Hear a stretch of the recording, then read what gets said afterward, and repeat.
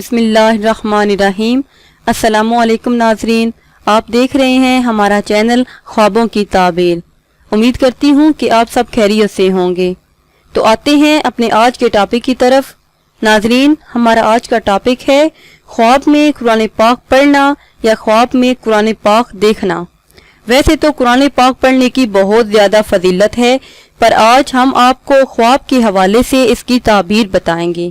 خواب میں قرآن پاک پڑھنے کی تعبیر کچھ اس طرح سے ہے: حکمت سیکھے یا دین و دنیا باہم جمع کرے، عیش و عشرت میں قدم دھرے، میراث اور روزی حلال سے ملے، قوت و نصرت سے نام روشن ہو۔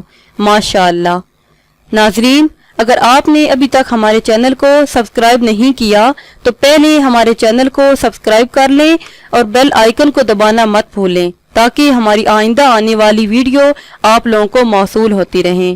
دعاؤں میں یاد رکھیے گا۔ ملتے ہیں کچھ ٹائم کے بعد۔ خدا حافظ۔